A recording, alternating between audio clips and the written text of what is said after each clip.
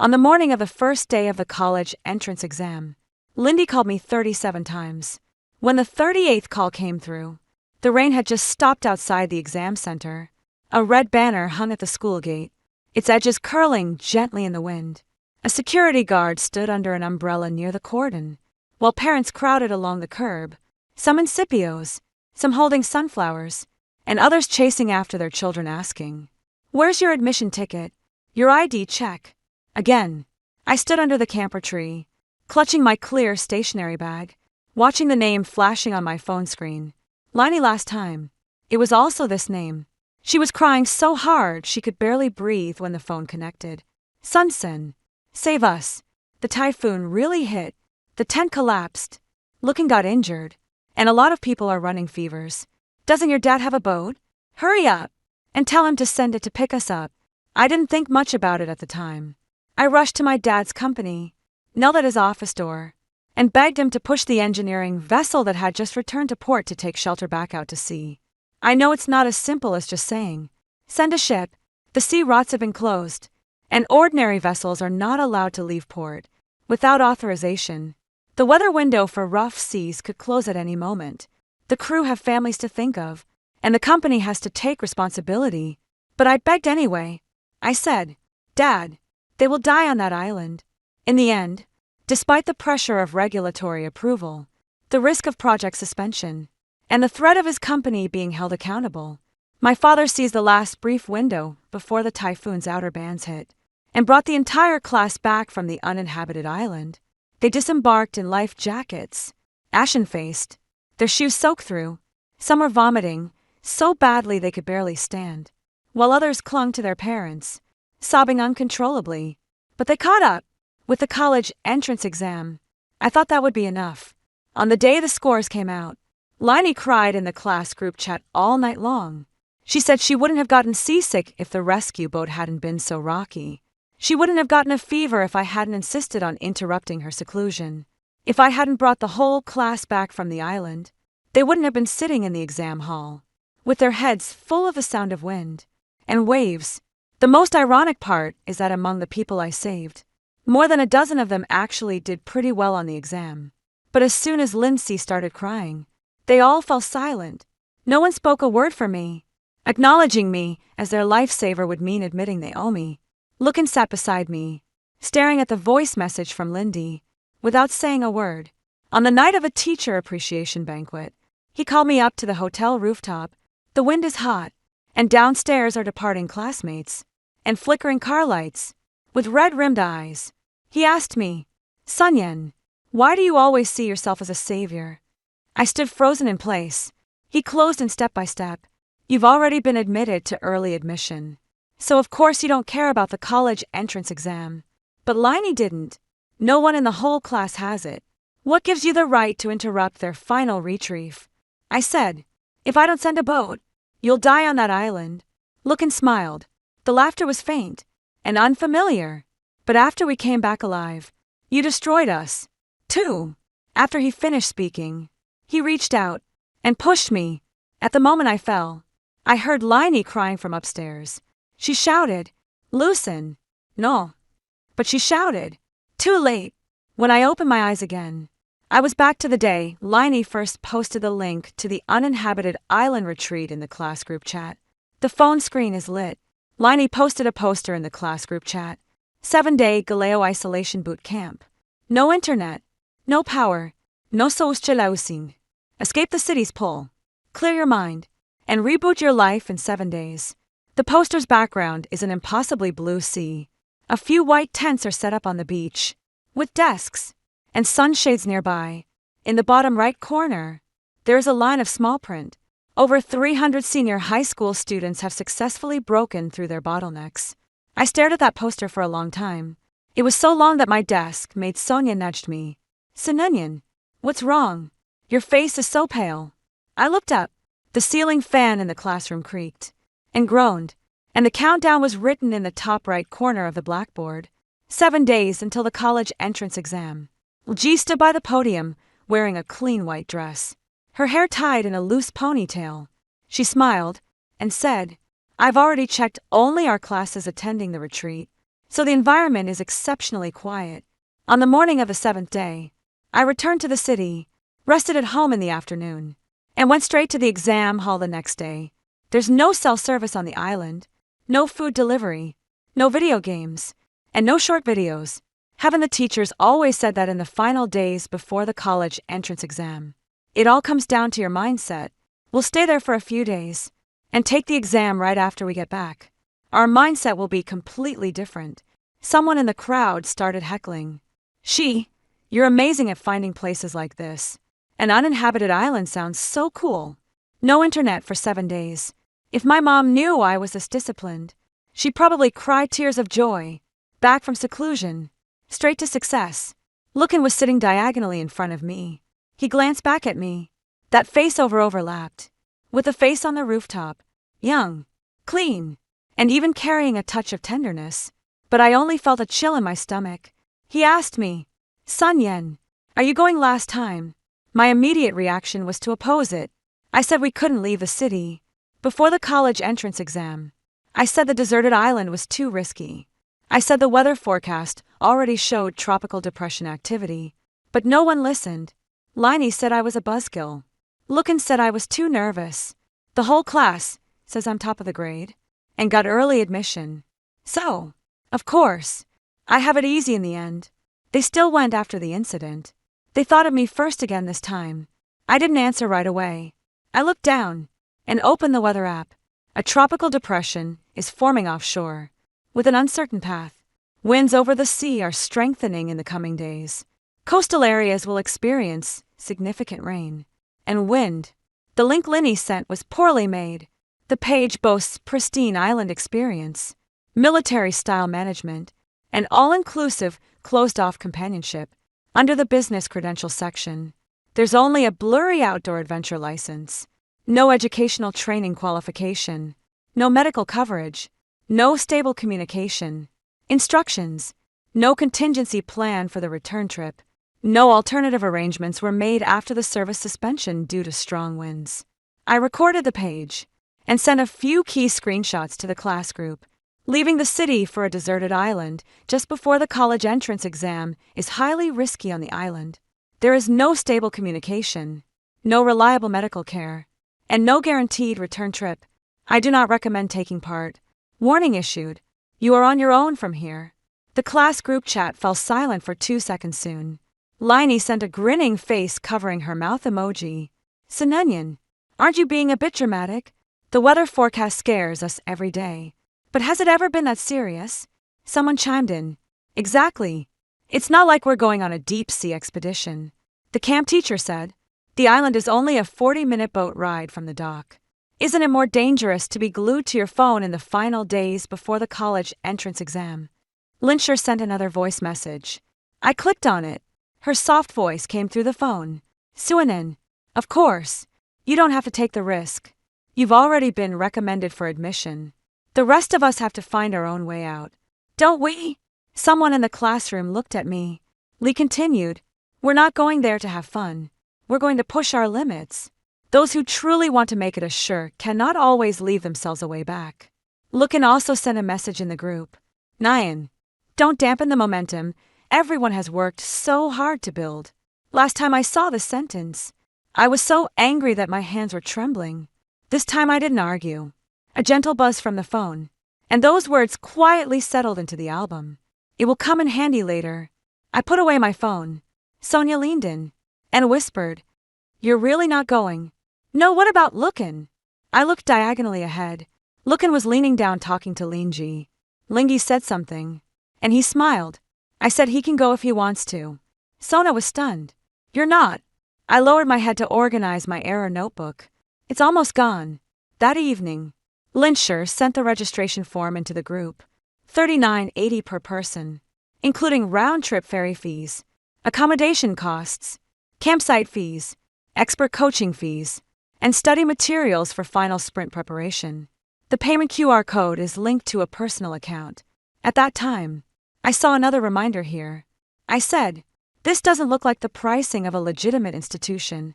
Liney replied to me, Real resources come through insider channels.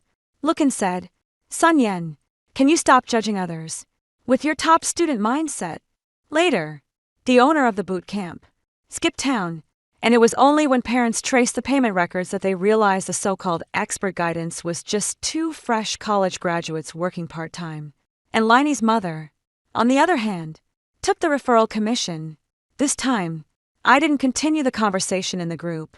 I forwarded the payment QR code and fee notice to the homeroom teacher, Xiaomin Teacher Joe. I believe there are safety risks in organizing the whole class to go into seclusion on a deserted island before the college entrance exam. Xiaomin replied to me quickly. The teacher knows. Lin, she's mother, has already spoken with me, saying, it's just a voluntary short-term intensive review. It's okay if you don't join. Just take your time to get yourself together. I looked at those two sentences and gave a slight smile. Min said the same thing back then. Voluntary participation. Short-term review. The parent is aware. Every sentence sounds like it has an escape route. When trouble actually strikes, she calls me first through tears. She said, Sunyen, the teacher knows your family has a boat. Could you please help everyone? After all, they're your classmates. I also kept the chat logs from that night.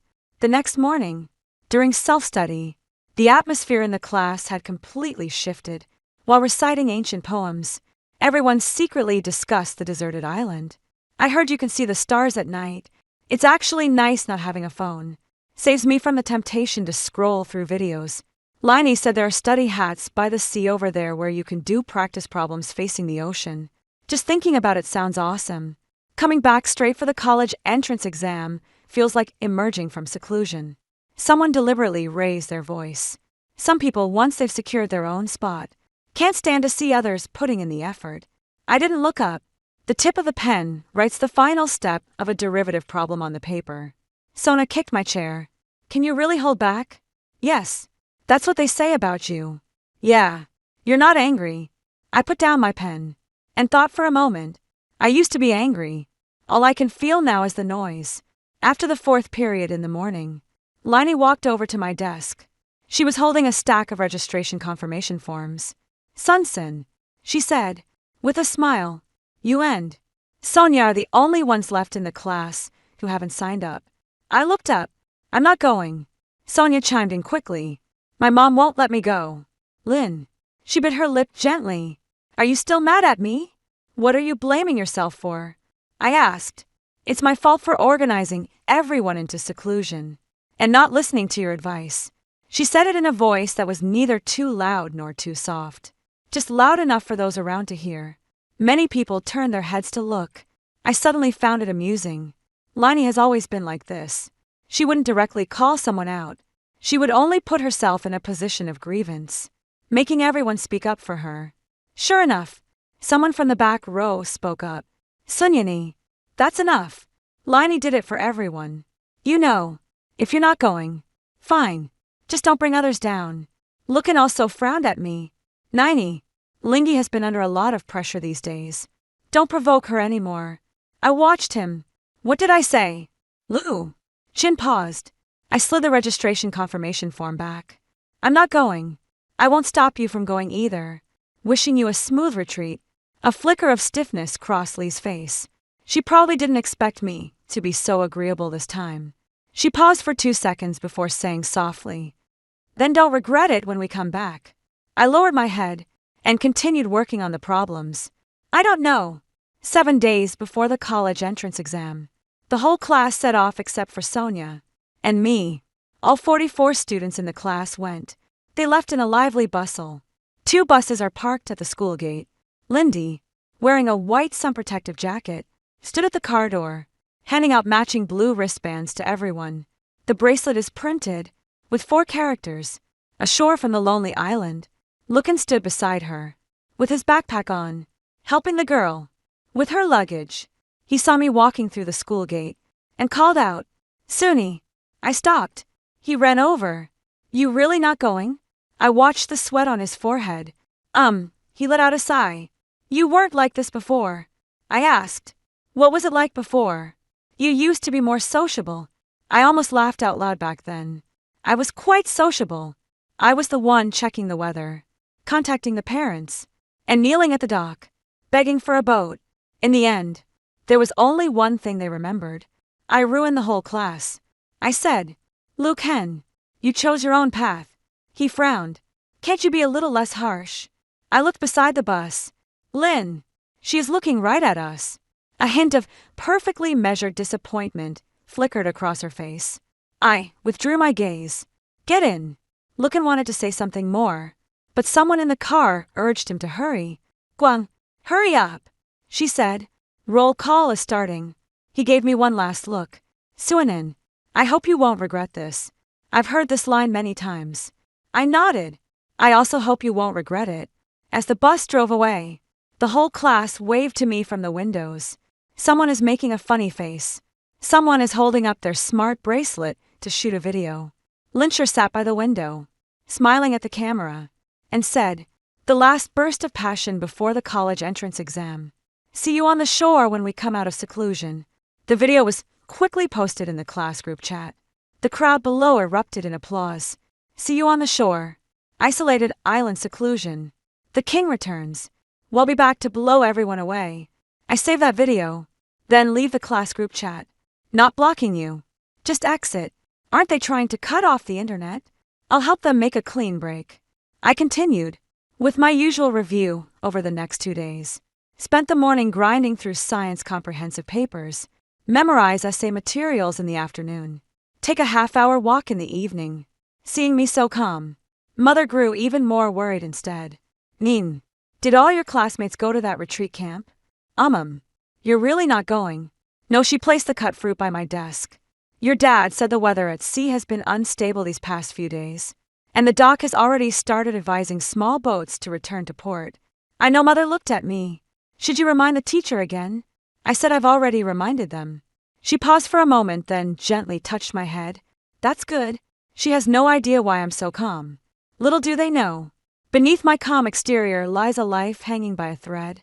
On the first day of her seclusion, Liney posted on Moments in the photo. The sea is a brilliant blue and the sand is a pristine white. A group of people stand on the dock, holding a banner that reads "Island Landing." Caption: "Only by cutting off all retreat can you find a way forward." Lucan gave her a like. The rest of the class chimed in, with comments. "Sister, she is carrying us to victory. This is what youth is all about." Suanin really missed out by not coming. I didn't like it.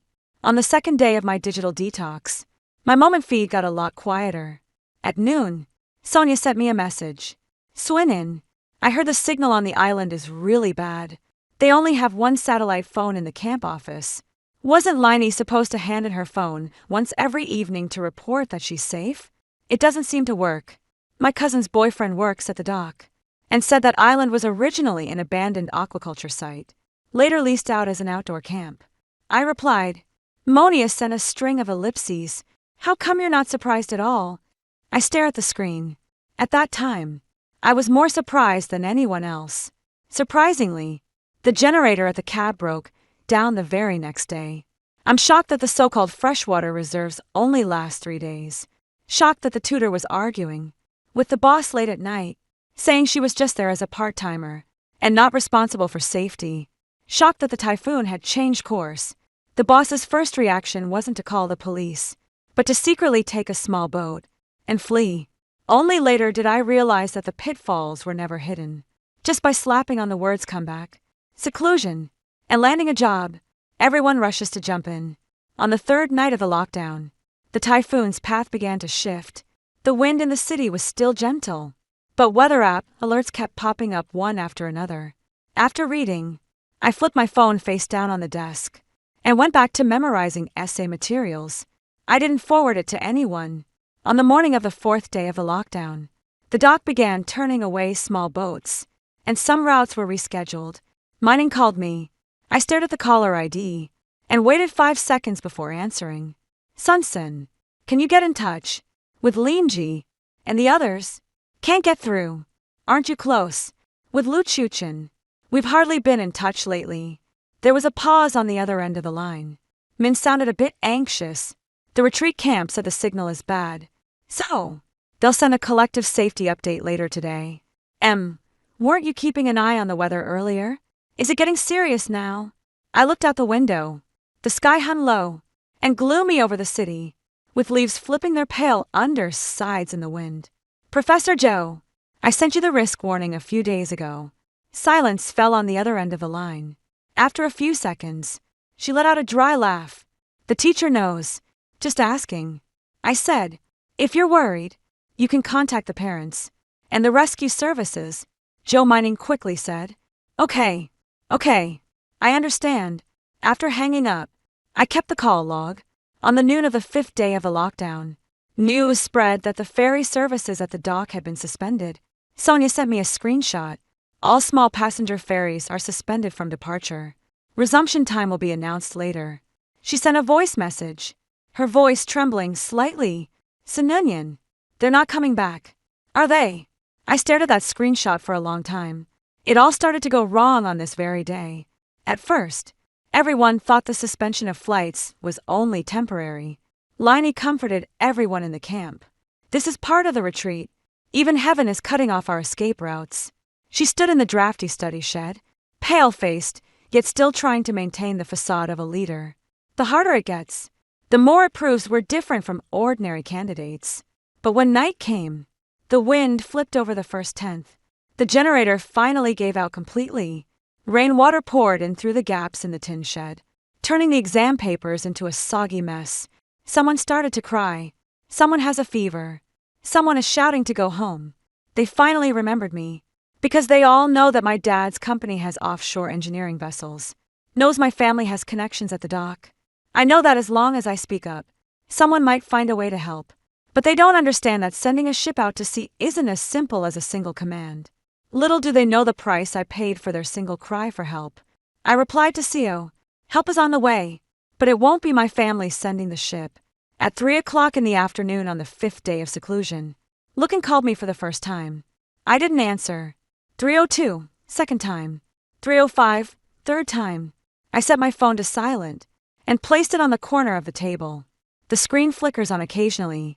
Lookin, Liney, Seoin, unknown number. One by one, I continue working on the problems. After finishing a set of math problems, there were already 64 missed calls on my phone. I opened WeChat chat. Lookian send over a dozen messages. Sun and Yen reply when you see this message. The situation on the island is not good. Can you ask your dad if there's a boat that can come pick us up? We're just being picked up to go back. It won't be a bother for long. Sununyan, now is not the time to throw a tantrum. The last one is a voice message. I clicked it open. The wind is howling loud, almost to the point of drowning out his voice. Suanan, I know people said some harsh things before, but now something's really happened. Liney has a fever. Several other classmates are feeling unwell. 2. Your family has ways to deal with this, right? Please help us. I kept that voice message, but never replied. Soon. Lin.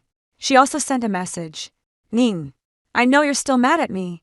Let me apologize to you. Okay. Can you ask your father to send a boat first? Everyone really can't hold on any longer. She sent a photo. In the photo, people were crowded under a tin shed. The floor is all wet. A few girls huddled in their soaked coats, their faces pale.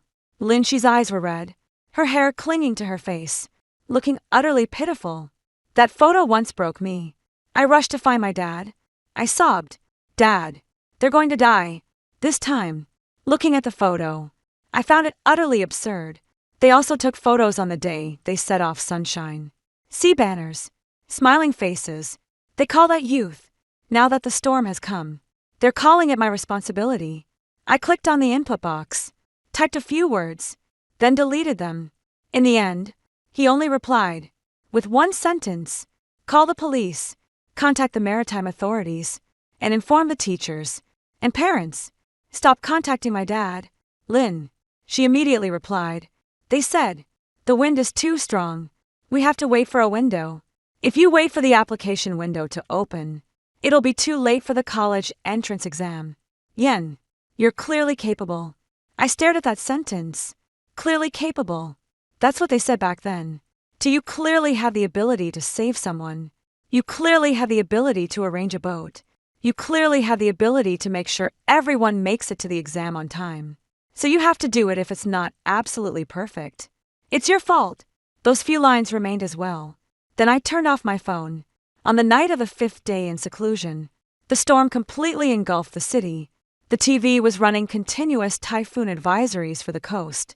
When Father came home, the shoulders of his coat were soaked with rain. He saw me sitting at the dining table, studying from memory, and frowned. "Are your classmates stranded on the outer island?" I nodded. Father's face darkened. "Someone was asking about me at the dock just now." "Who?" "Your homeroom teacher. And a boy's parent." I put down my chopsticks. My father looked at me. "Ning, if it were an emergency dispatch from the authorities, I would cooperate, but the navigation is already suspended now, and I can't let the company's boat go out without authorization." I said, "I know." Father seemed a bit surprised. "You're not going to beg me?" I looked up at him at that point. After I'd begged him relentlessly, he finally stirred. That night, his hair turned white all around. After the rescue boat returned, the company was under investigation for a long time, although it didn't turn into a major incident in the end. Thanks to the nature of the rescue and the completion of the paperwork, my father still shut down 2 projects. He never blamed me, but I remember him sitting in the hospital hallway, smoking one cigarette after another. I was still alive back then, still waiting for that toast at the appreciation banquet. I whispered, "I asked for nothing. They have teachers, parents, and have already contacted the rescue team. I warned you." My father looked at me for a long time, and in the end, he reached out and patted me on the shoulder. "Just make sure you fought it through."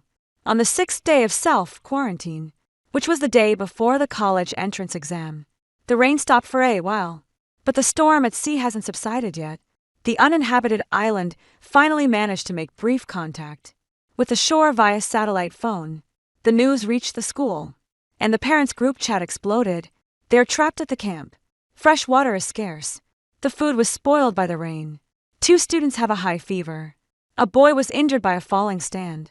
The camp owner is missing. The 2 so-called tutors claim that they were also victims. Class teacher Min in tears explained in the group chat that the activity was voluntarily signed up for by students and parents, and the school did not organize it collectively. But the parents are no longer listening. "You're the homeroom teacher. How could you not know where they went before the college entrance exam? Didn't Lee's mom say she had already discussed it with you? Why didn't you stop it? Why is the child still on the island now?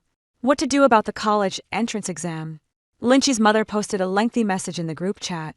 She said Liney was just kindly sharing resources.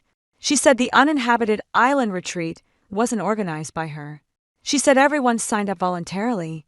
She said the most important thing now is to save the children, not to assign blame soon. A parent mentioned me. "Doesn't Sununya have a boat?"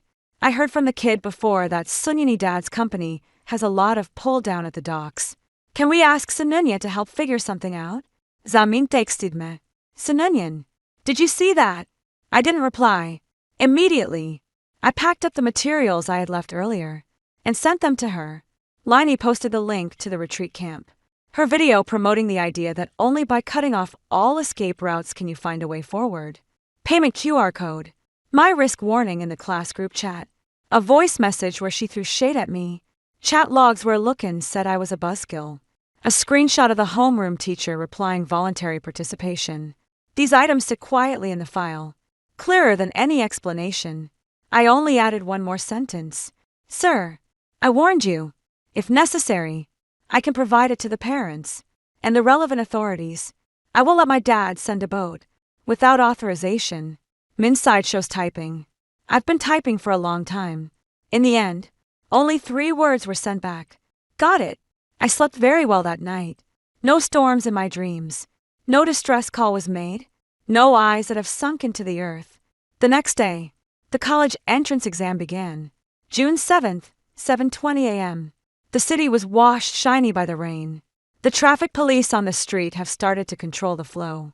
The examination center entrance was crowded with parents. I walked to the school gate with my backpack on and saw Sonia. Her mother stood nearby, her eyes red and puffy. The moment Sonia saw me, she rushed over. "Sunan," I asked, "what's wrong?" She whispered, "They haven't come back yet." I just grunted in acknowledgement. Sonia's lips moved slightly. Did Lookin call you again? Yeah. Did you answer it? No. Seo looked at me, her eyes full of mixed emotions. She wasn't blaming me. It was just the first time she had seen me this cold. After a long pause, she said, Actually, you're not wrong. I smiled. Go on in. At 8 o'clock, candidates enter the examination room. I turned off my phone and handed it to the proctor. Just before the phone screen went black, Lookin called again. I glanced. Dismiss it on the deserted island. It must be at its most chaotic right now. Later, I saw that scene in a news video. The wind snapped the island landing sign at the camp entrance in half. The blue bracelet was mixed in with the muddy water. Dozens of students huddled at the far end of a tin shed draped in plastic sheets. Lynch cried until her voice was hoed. She kept shouting, Where's Sununyan? Why isn't Sununyan answering the phone? She clearly could have saved us. Lookin stood beside her, with a bloody gash across his face from a tree branch. He grabbed the satellite phone and shouted into it, This is Lookin. One of my classmates has a rescue boat at home. Contact Sununyan. Her dad can send a ship. The other side only replied to him, The currency conditions are not suitable for ordinary vessels to set sail. Please take shelter where you are, and wait for the coordinated rescue window. Lewin cursed and disparaged. Suddenly, a guy next to him rushed over and grabbed him by the collar. Are you blaming Sunsun now? Weren't you the one who said she was a killjoy in the first place? Lu Chin was stunned. A young man clutched an old phone, with just a sliver of battery left. The phone screen is cracked, but the chat history remains intact. My risk alert. Ling's mockery. Lu Chin's line. Ingyan. Don't dampen the momentum. Everyone's worked so hard to build. The shed fell silent for a few seconds.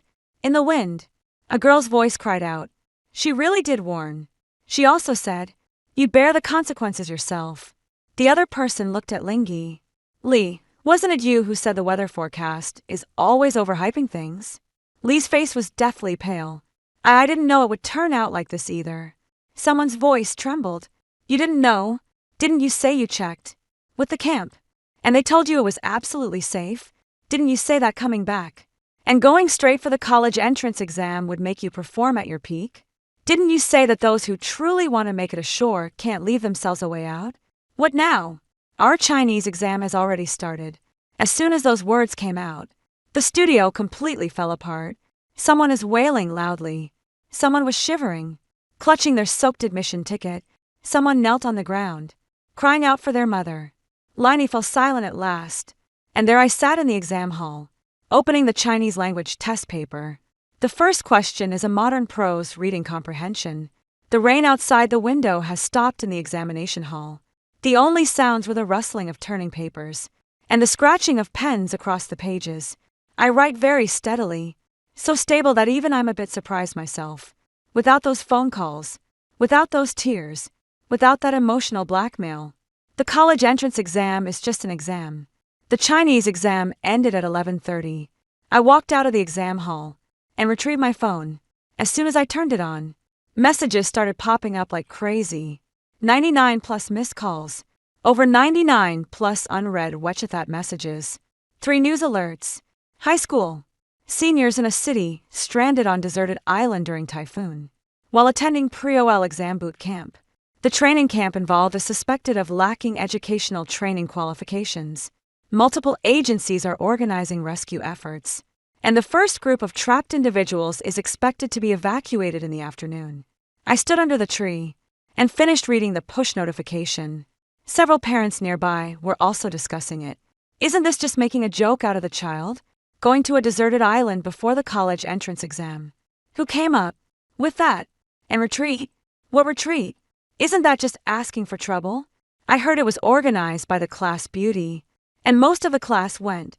Those kids who didn't go are really lucky. I put away my phone. Sonia ran over, her eyes slightly red. Suanin, they're on the news. Are you okay? I thought about it. I'm fine. She paused for a moment, then suddenly reached out and gave me a hug. You really made it through. I didn't say anything before the afternoon math exam. Lookin sent me a long message. Sunin, I know you can see me. I admit I was a bit too harsh earlier, but you can't just abandon us. With all of us classmates here, Are we really worth less than your pride? If you just have your dad send a boat now, you might still make it back this afternoon to apply for special circumstances. He still hasn't figured it out. It's not that I'm unwilling to let others save them. It was me finally stopping seeing myself, and my dad as their backup plan. I replied to him, I am not an emergency department. My dad's boat and crew are not your insurance policy for messing around before the college entrance exam. Send power off. Enter the exam room. The math exam was a bit easier than last time. At least it is for me. I finished the last and toughest problem with 12 minutes to spare. As I checked the answer sheet, I suddenly remembered who I was back then. I had just rushed back to school from the dock. My hair is still wet, and my shoes are soaked with water. I was sitting in the exam hall, and my hands were still trembling. My mind was filled with the sound of the hull crashing against the waves. But I still finished the exam after the scores came out. I was still the top of the entire school. No one remembers that I also took the college entrance exam. They only remember that Lee didn't do well on the exam. She only remembered Lou Chuchin's heartache for her. All I remember is that the boat my family sent was too rocky. So this time, I'm not going to waver. Those who choose the storm must study themselves. On the afternoon of the second day of the college entrance exam, a rescue boat finally brought them back to the dock. By then, the local standardized exams in Chinese, math, and foreign language had all concluded. For most people, it's no longer possible to take the college entrance exam normally this year. As I came out of the exam venue, a sliver of sunlight unexpectedly broke through the distant horizon. Sonia held up her phone to show me the live stream. The dock was packed with people, parents, reporters, school officials, and emergency personnel. The students wrapped in blankets disembarked one by one, their faces pale. Some people break down crying the moment they see their parents. Someone was helped into an ambulance. Lindy was among the last few to come down. Her hair was a mess. Her white sun protective jacket was caked with mud, and she was still clutching that blue wristband. Her mother rushed over to hug her, but after just a few seconds, she raised her hand and slapped her. A sharp crack rang out. The live camera even shook a little. Lynch. She covered her face and cried, It's not my fault. I didn't know the typhoon was coming either. It was Sun and Yen.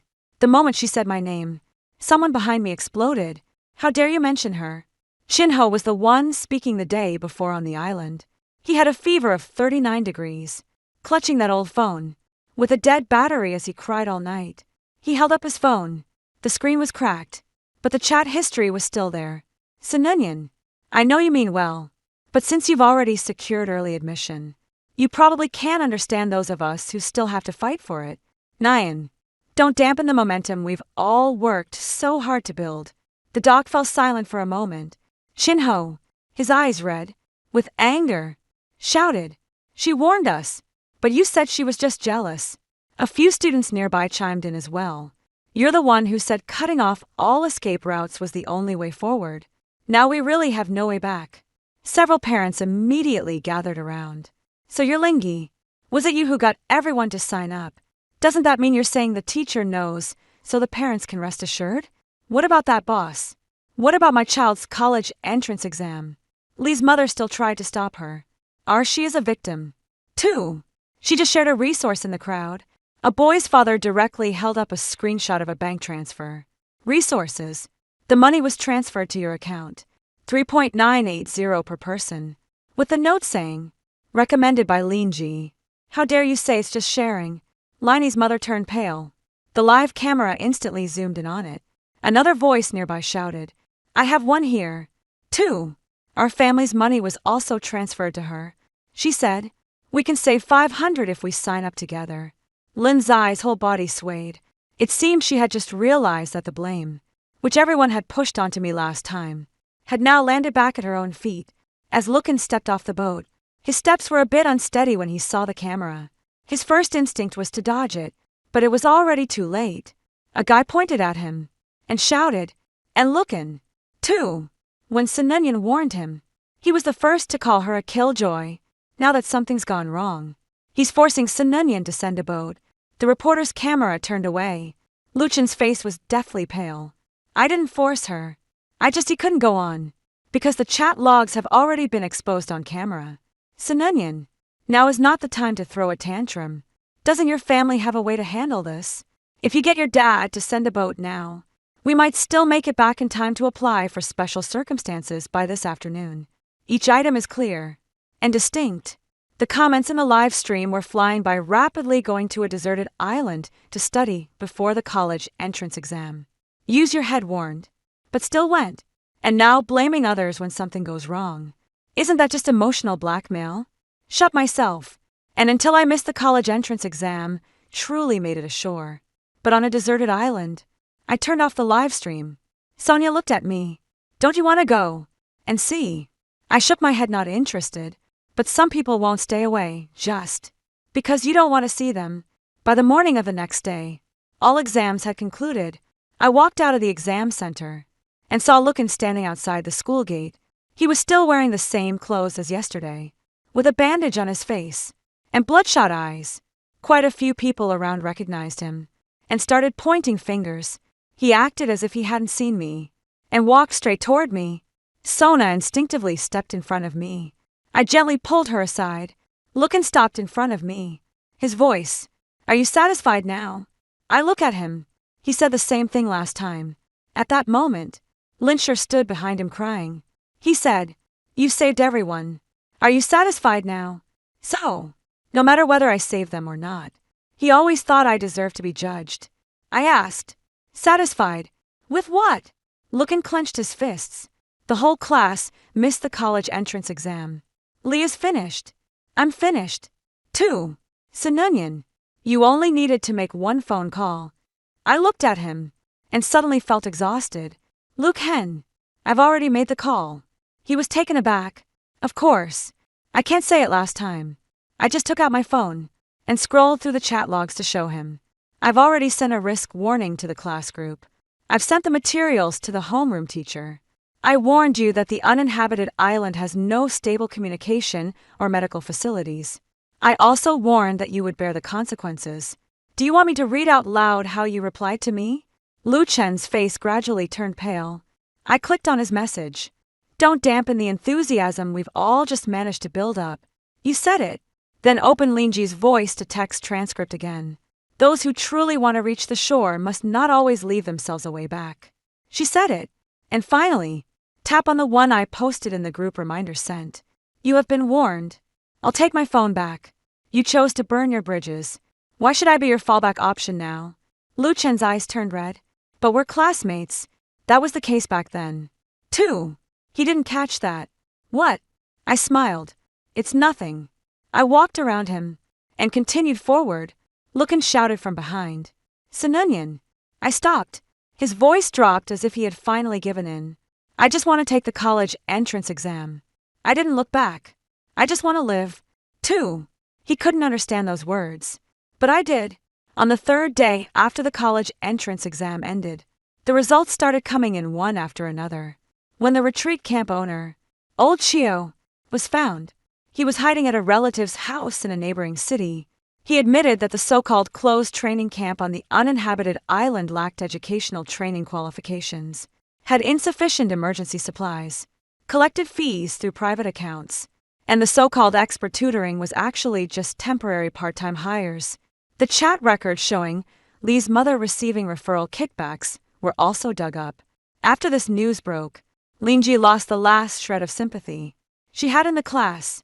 Class teacher Zhou Min has been suspended pending investigation. The school has been held accountable. All students who participated in the retreat missed the main subjects of the local standardized exam, and in accordance with regulations can only wait for further handling or repeat the grade. The parents are all arguing with each other. Someone reported the retreat camp. Someone sued Lin Shi's family. Someone caused a scene at the school gate. Some people have also tried to find me. I submitted the required documents to the relevant department. Then I blocked everyone I shouldn't have been in touch with anymore. The last time Lucan messaged me was before the results were announced. He said, Suni, I'm going to repeat a year of school. Lin. She also repeats a year. Did you know from the very beginning that it would turn out this way? I watched for a long time. No reply. I do know. But this is not my fault. The day the results came out, the weather was beautiful. I scored even higher than last time. Although I had already been recommended for admission, the school still put up a banner. Sonia hugged me, crying and laughing at the same time. Sununyan, you're amazing. I stood at the school gate, staring at the red banner. The sunlight hit it glaringly bright. A distant electronic screen is broadcasting the follow-up news. The investigation results of a desert island lockdown camp incident have been released. In the frame, the island was empty. Only a few broken tent poles remained on the beach. Half of a blue banner hung on the rocks, flapping against the stone surface in the sea breeze. 2 words were still visible on it. Getting a foothold. I stared at those 2 words, and suddenly recalled what Lindy had said before she set off. See you on the shore when we come back from our retreat. But some people did make it ashore. They stand safe on the shore yet choose to wade into the storm that time. I jumped in to save them after stepping on my shoulders to get back. They then complained that I wet their shoes. This time I stand on the shore. Didn't reach out, nor did I look back. My phone buzzed. It's a message from my father. What do you want to eat tonight? Let's celebrate.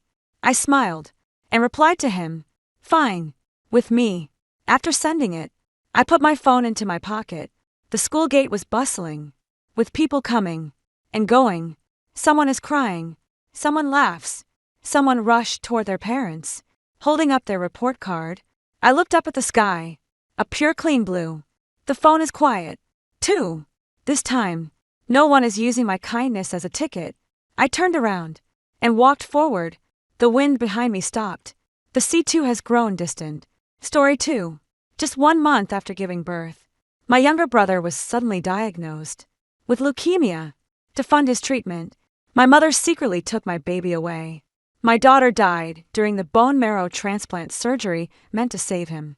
Overwhelmed by grief, I died in a car crash, and my husband jumped off a building holding our daughter's lifeless body. After death, Mom was overjoyed by my brother's recovery, cursing me as bad luck that nearly doomed her precious son. If I hadn't kept my wits about me, you'd still be rotting in that hospital bed. A worthless girl dying means nothing. Making such a scene. They want our family to become the town's laughingstock. Given another life, I'll watch how mother saves her golden boy, without her daughter's help this time. I woke up in the hospital to find my husband keeping vigil by my bedside. The doctor says you'll be giving birth in half an hour. Don't worry, I'll be right here, with you, and our baby. My husband tenderly held my hand, his eyes brimming with hope and excitement for our future. In a daze, I suddenly realized I'd been reborn. The timing coincided with when I was about to give birth. You'll need postpartum care. Maybe I should check with Mom again. My husband pulled out his phone, ready to call his mother. I snatched his phone and said gravely, Honey, Mom must never see this child alive. 01, seeing my husband again, my voice choked with emotion as memories from our past life flooded back.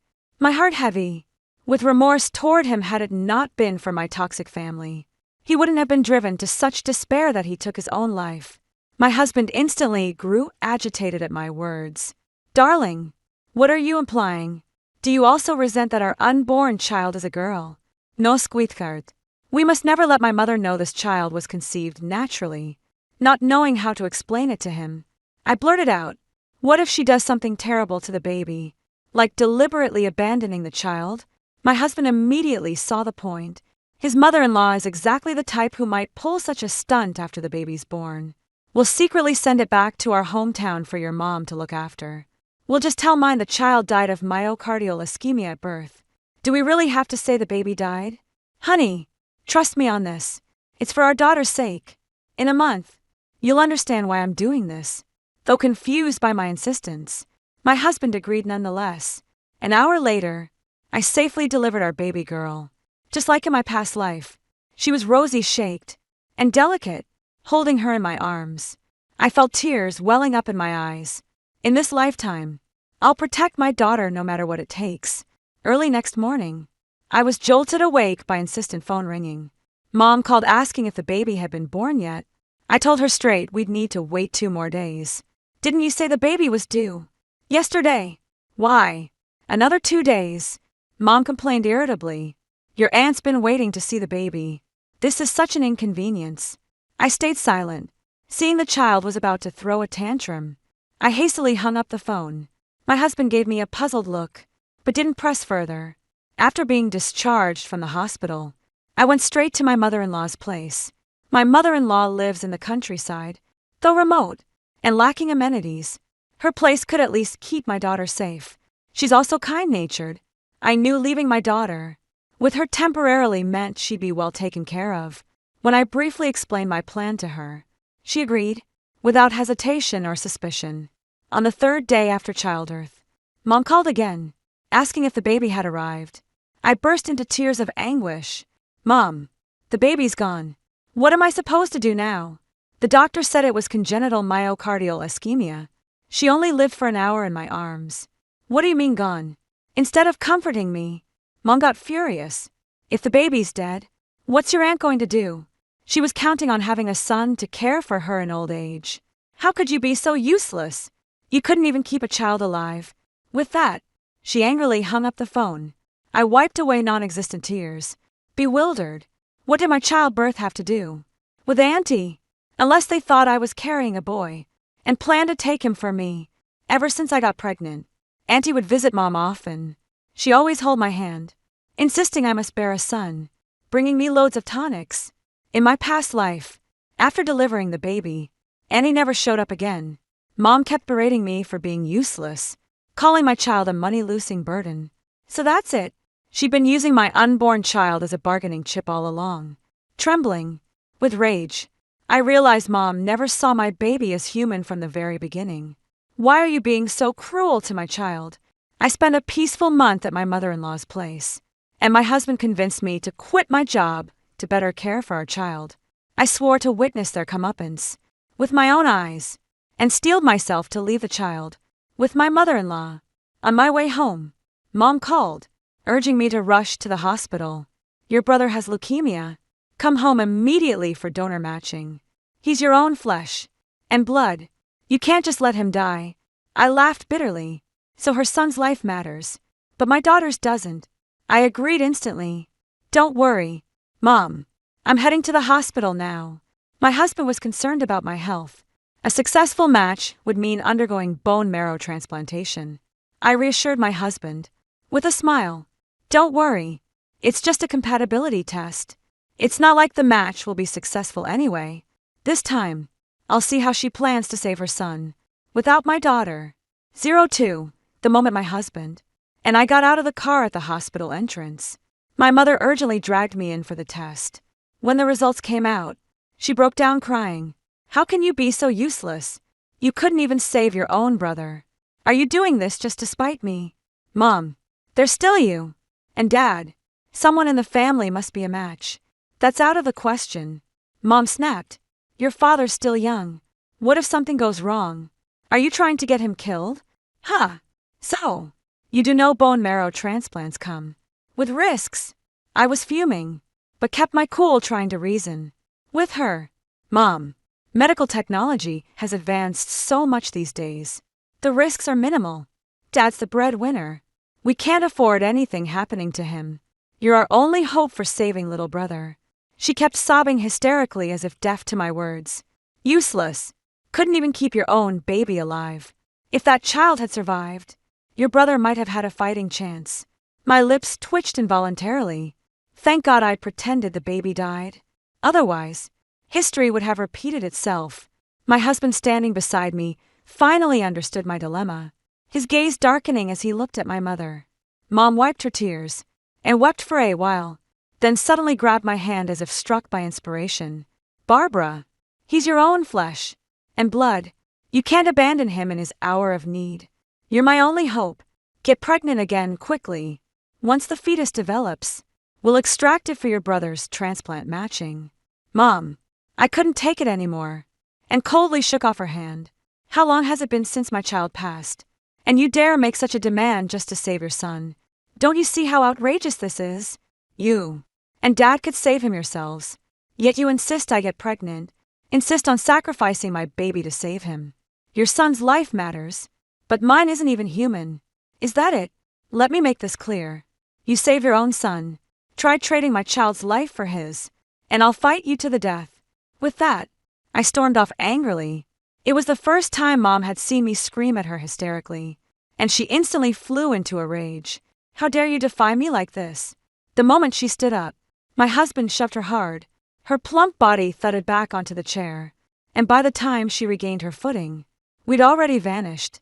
Without a trace, flushing, with anger, Mom cursed me for being heartless, and unfily bystanders asked her in bewilderment, "If you won't even get tested to save your own son, how dare you demand others do it?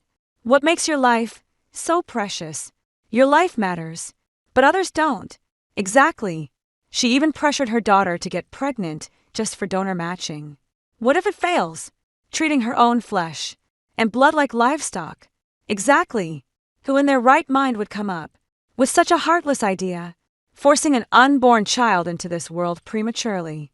Mom flushed crimson under the stranger's accusations, drawing scornful glances even from the doctors in the matching room. In the end, she clenched her teeth and went through with the compatibility test, only to get another non-match result. Mom returned home with red-rimmed eyes only to find my husband and me lounging on the couch, scrolling through our phones, and she just snapped, "Your brother's still lying in the hospital, and instead of figuring out how to save him, you're lounging around playing games. Have you no conscience at all? Mom, aren't you? And Dad's still here?" I put away my phone and said lazily, "You go get tested first. That mother-son bond will make it work for sure. I've already been tested. It didn't match." Mom sat down beside me, still pleading stubbornly, "Sweetheart, I know asking you to terminate a pregnancy is difficult. How about this? You try to conceive quickly, then deliver naturally a bit early. That way, we can save the baby and also help your brother." I stopped my furious husband and told Mom, "Actually, I've thought of a better way to improve brother's survival chances." Mom's face lit up with hope. "What better way? You get pregnant. 2. Whichever of us is a match. That baby will donate bone marrow to your brother." Mom turned pale, shot a glance at her son-in-law, then gave me an awkward smile. "Me getting pregnant? People would laugh me out of town." "Mom, what's a little ridicule compared to your son's life? Leo's your flesh and blood. Start acting like it." 03. Mom stared at me for a long moment after hearing me out. No wonder she reacted this way. In my past life, I debate her every word. So, my repeated objections today must have shocked her. She wanted me to get pregnant to save my brother, yet never considered bearing another child herself, even though her own offspring would have higher matching success rates than mine. After a heavy silence, Mom said, with grave seriousness, "We'll need to discuss this with your father. You know how sensitive his government position is. Your brother's birth even incurred fines back then. Mom, the national policy's changed. They're encouraging larger families now. Who knows? Dad might even get promoted for following state directives."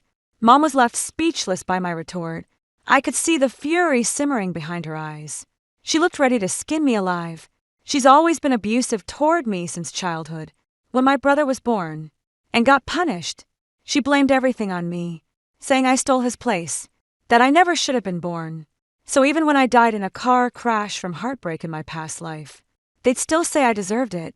That night in our bedroom, my husband hugged me from behind and whispered, "Let's move out, sweetheart." Truth be told, I'd already been thinking the same thing. Mom won't let us move out, partly because she can't bear losing her free live-in help, and partly because she still gets to use the money my husband and I earned for her golden boy after getting a second chance at life. There's no way I'm letting them walk all over me again. Most importantly, moving out means I can see my daughter whenever I want, without jumping through hoops. Let's go house hunting tomorrow and move out on the down low. All right, I'll start house hunting tomorrow. Snuggled in my husband's arms, I felt the warmth of his strong embrace filling my heart. My husband truly loves me. Ever since we got married, he's always accommodated me whenever possible, even when facing my mother's repeated, unreasonable demands. He consistently puts my needs first. In our past life, it was after suffering consecutive devastating blows that my husband tragically took his own life by jumping off a building. In this lifetime, I'll protect him no matter what. Right after breakfast the next morning, my husband went house hunting.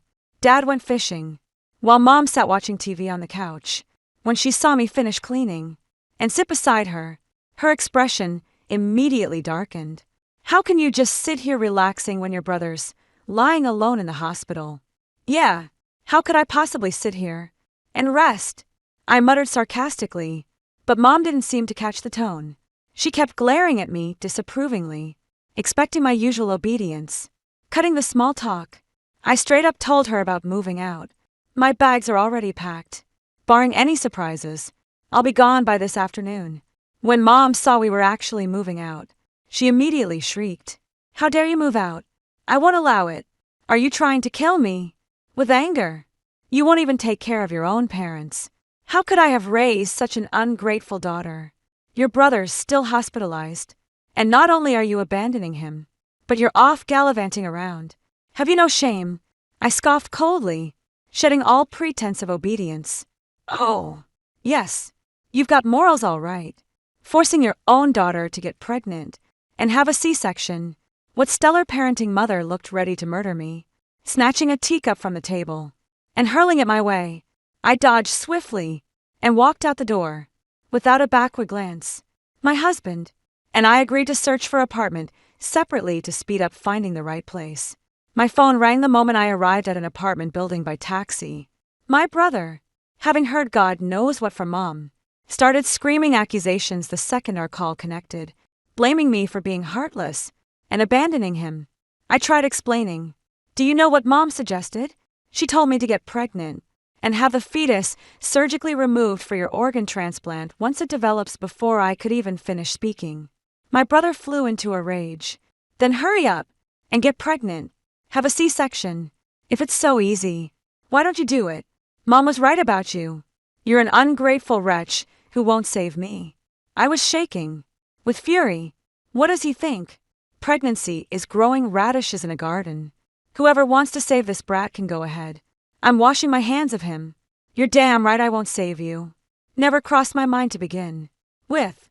You've all creature dropped dead already. Hands shaking, I H up and blocked him. Without hesitation, I stood frozen in place, struggling to compose myself, but tears betrayed me and streamed down uncontrollably. To think I spent over 20 years living with such selfish, venomous family members. We share the same blood, yet just because I'm their daughter, they exploited me mercilessly for years, costing me my child, costing me my family. Still think you can keep exploiting me? In your dreams, I blocked both my parents' phone numbers and went apartment hunting. After searching around for hours, my husband was the first to find us a suitable place. It's a 2-bedroom apartment fully furnished, with all amenities, conveniently located near both our workplaces. After signing the lease with our landlord, my husband rented a van to move our belongings. The moment we stepped inside, my mother lunged at me, but my husband shoved her away. Barbara, you heartless wretch, how dare you wish death upon your brother? I disown you. Perfect. I disown you. Too. You're vile, selfish, and would sacrifice my unborn child to save your precious son. What gives you the right? The father who'd been sitting silently suddenly exploded in anger. What do you mean killing your child? We're just asking you to carry a pregnancy. Look how you're making excuses. Is this how an elder sister behaves? He's your own brother. If you won't save him, who will? Dad, you're the only one in the family who hasn't done the compatibility test. Right? My husband suddenly spoke up, looking at his father-in-law with utter contempt. He's your own son. Why won't you save him? Who gave you the right to interfere when I'm disciplining my daughter? Get lost. Dad's face darkened terribly, as if his authority had been challenged. But she's my wife, and the child she'll bear is my own flesh and blood. Dad, bone marrow transplants aren't that scary for adults. There are just some post-op effects. Given time to recover, she'll be just like before. That's a damn lie. Dad was so furious, he nearly lunged at him, but suddenly seemed to remember something. Swallowing his rage, he spoke with forced calm. My health isn't good. Otherwise, I'd have volunteered for the matching test long ago. Barbara is the only young and strong one in this family. As the elder sister, It's her duty to save her brother. You said it yourself. Bone marrow transplants aren't that terrifying. Once she's had the baby, she'll go through with a compatibility test for her brother. Deep down, Dad knew he stood a good chance of saving his son. But his greater fear was surgical failure. That 1 in 10,000 risk landing on him. He didn't want to get tested for compatibility, yet couldn't let others see his reluctance to save his son. So, he feinted illness instead. They're practically forcing me to get pregnant at this point. My husband was about to say more when sudden commotion at the door cut him off. At some point, Mom had opened the door and ushered in a whole crowd of relatives. Mom shot me a defiant look as she ushered the relatives inside. 04, a sinking feeling told me trouble was brewing. Sure enough, barely had she settled everyone when Mom launched into tearful accusations, calling me an ungrateful wretch for refusing to help my brother and planning to move out. The whole room erupted in a chorus of disapproving voices, pointing fingers at me. I was so furious it made my liver ache, my desire for revenge burning like wildfire. I could have incinerated her on the spot. Barbara, don't move out. Your mother raised you with hardship, and your brother's your only family. Don't be that ungrateful wretch who abandons their own. Staring at that moronic, self-righteous face among my relatives, I swallowed my rage and said, "Fine, I'll stay for now. But my husband's moving out. His company just landed several big projects. He'll be pulling overtime shifts for the next 6 months. So renting a place near the office makes more sense." Absolutely not. Mom, shut it down. Without hesitation. Your brother's counting on you. How are you supposed to get pregnant if he moves out? Why not you then get me pregnant? Then we'll C-section the baby for donor matching when it's viable. You're our birth mother. You could carry a child for this, too. Mom, every pregnancy gives us more hope. You can't keep being this cold and selfish. Your son's still fighting for his life in the hospital. As Mom opened her mouth to stop me, I cut her off by pulling a medical report from my bag and thrusting it at her. By the way, I've been having stomach issues lately. The doctor diagnosed ovarian cysts. I can't get pregnant until after treatment. I'm so sorry. Mom, I'd get pregnant right now if I could. I'd deliver the baby early for tissue matching. If it fails, I'd try again and again until we find a match. But I can't get pregnant right now. Mom, what should we do? Mom stared at my test results in complete shock. The medical report was obviously fake. I'd photoshopped it at a print shop before coming home. Why go through childbirth when you could just do a tissue match? A relative blurted out their confusion when the donor match failed. Mom made me get pregnant to save my brother. Said they'd perform a C-section once the baby developed enough. The relatives, who'd been lecturing me, were stunned. Speechless, delivering a barely formed baby. Would it even survive? The room erupted in chaos as realization dawned. People started turning on Mom, pleading with her instead.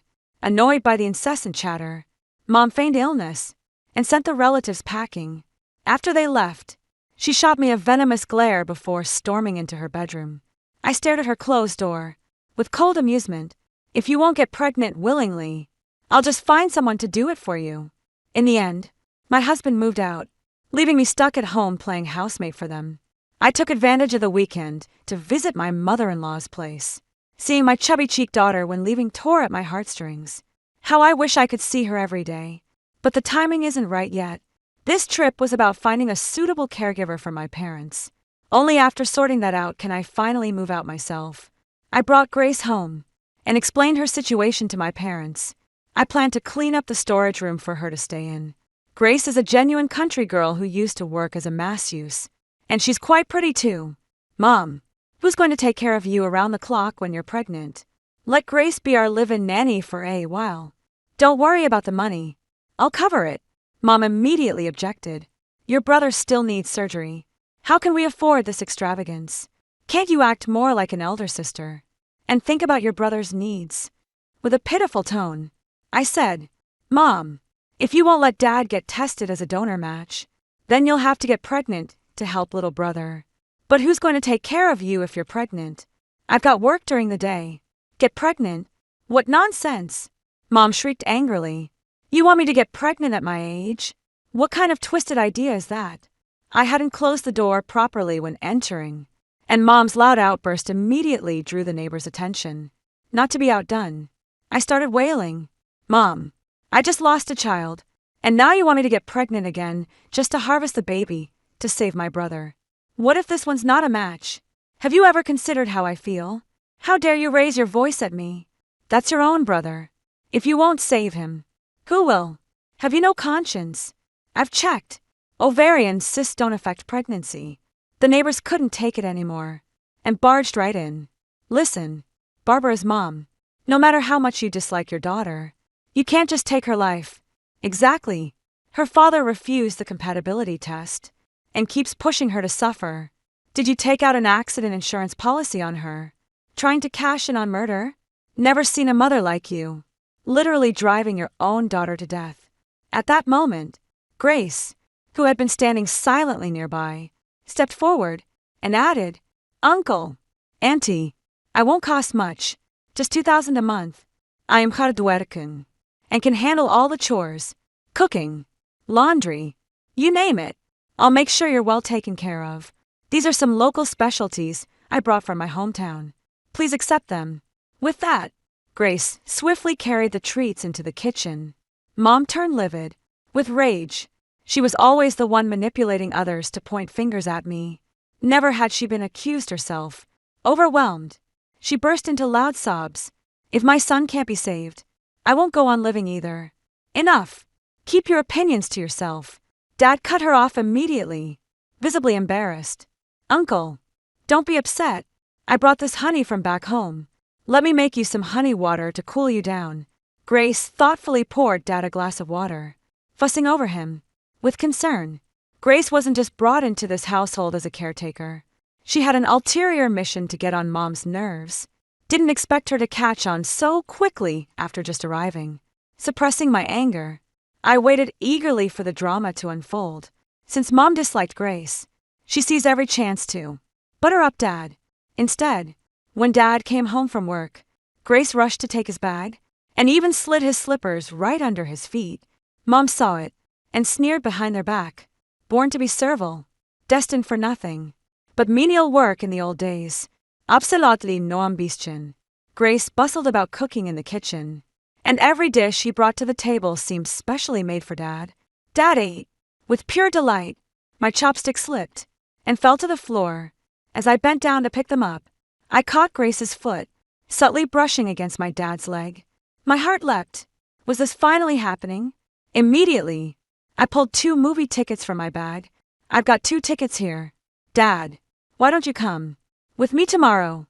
Dad was about to refuse when Grace chimed in at just the right moment. Barbara is so thoughtful. She always remembers Uncle. If someone invited me to the movies, I'd go in a heartbeat. 05, Dad immediately swallowed his refusal. After dinner, as if suddenly remembering something, I turned to Dad and said, Oh, Dad, I just remembered I need to discuss tomorrow's project with colleagues. Here's the movie ticket. You and Mom should go enjoy it together. Dad cheerfully took the ticket and headed to the kitchen, glancing at Mom lounging on the couch watching TV. I smirked. Mom's about to have quite the night. The moment I got home from work the next day, I saw Dad and Grace coming back one after another. Grace shot Dad a suggestive glance. Dad's face was glowing with springtime radiance. After dinner, Grace worked with noticeably more enthusiasm than usual. Dad always takes an evening stroll after dinner, and Grace followed him out the door with the trash in hand. Barbara, don't forget your brothers, still hospitalized. Honestly, Patrick should just quit his job. How's he ever going to get you pregnant with that crazy schedule? She's dead set on getting me knocked up. Seeing Mom lounging there so contentedly made me want to slap that smug look right off her face. Mom, I won't forget. Don't worry. Suppressing my anger, I forced a smile onto my face. Not long passed in this manner. I started pretending to travel frequently for work, but in reality went straight from the office to the apartment my husband rented, showering our daughter with kisses every evening. Ever since my husband moved out, he took in his mother and our daughter, which made visiting our little girl much easier for me. Mom was initially upset about my constant business trips, But when she heard about the doubled bonus after project completion, she reluctantly gave, and my younger brother keeps whining daily, blaming Mom for not helping him. Watching her son grow thinner by the day, Mom started contemplating getting pregnant again. She tried to get close to Dad, but the mere sight of her made him nauseous. One kiss would give him nightmares. No way he'd let her touch him. Mom grew anxious, inexplicably sensing impending doom. He wasn't like this before. What changed these past 2 years? I multitasked through Mom's endless complaints. No way. Dad always dresses to impress. Why would he bother looking sharp for you if he disliked you? Exactly. There's no way he'd dislike me. I pursed my lips, lied about having a meeting, and hung up. My hints were obvious enough. If Mom had any sense, she'd be suspicious by now. I transferred Grace an extra $2,000 so she could buy some new outfits and spruce herself up. The rest is for her to nourish herself. She's pregnant after all. Needs all the extra nutrients. Grace happily accepted the money, sang my praises to Dad, and took a cheap shot at Mom. While she was at it, at Grace's urging, Dad had long given up on treating my younger brother. My younger brother is utterly hopeless. He dropped out of high school and became a deadbeat, refusing to get any job. Dad lectured him countless times, but Mom always coddled him after my brother fell ill. We needed hundreds of thousands for his surgery. His constant screw-ups over the years had already drained our savings dry. All it took was Grace whispering, "Sweet, nothing's in Dad's ear," and he completely washed his hands of him. Sure enough, Mom started getting suspicious. Within days, she kept calling to vent her frustrations, but I was either swamped at work or traveling for business, completely missing her complaints. Mom secretly combed through Dad's phone, but found no trace of suspicious contacts. One night when she got up, Mom realized Dad wasn't in bed, hearing his murmurs from the nanny's room. It hit her. The damn mistress was right under their roof. Enraged, Mom kicked the door open and lunged at Grace, with her bulky frame, ready to tear her apart. Dad shielded Grace and took several hard slaps from Mom across his face. Enraged, Dad punched her hard and threatened to divorce. Her mom had never experienced anything like this before and immediately broke down, sobbing. Grace chose this exact moment to twist the knife in Mom's heart. "Auntie, please give us your blessing. I truly love Henry. What's more, I'm already pregnant. The doctor says it's twin boys." When Mom heard Grace was pregnant with twin boys, she was so overwhelmed she fainted on the spot. She didn't wake up till dawn the next day, finding herself still on the floor. Dad hadn't even taken her to the hospital or said a single caring word. Miserable. She called me crying to vent her grievances. "This is all your fault. If you hadn't insisted on bringing that little hussy into our home, would your father have fallen for her charms? Barbara, what were you thinking? Are you deliberately trying to make my life miserable?" I pretended to comfort her, thinking how convenient it was that Grace was carrying a child for her. This meant we'd have a donor match to save my brother. Mother's sobs quieted slightly, as if she was considering the feasibility of this arrangement. "But your father's already under her spell. That shameless woman has the nerve to sleep in my bedroom. Good heavens, is there no justice left in this world?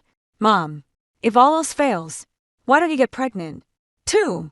That would surely bring Dad back." "No use. Your father won't even glance my way.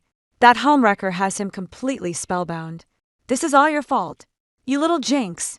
Mom angrily hung up and turned to vent her frustrations to my younger brother. My brother couldn't care less about Dad's affairs. His only concern was when he'd recover his health. When I heard from Mom that Grace was pregnant, I immediately urged her to keep the baby, though reluctant. Mom eventually agreed. After that day, the three of us began living together in this bizarre arrangement. Grace seized control as the lady of the house, constantly bossing Mom around. Two tigers can't share one mountain. Mom wouldn't tolerate this mistress lording it over her. She finally snapped into hands. When Dad came home and saw Grace's bruises, he immediately beat Mom and threatened divorce if she couldn't fall in line 06.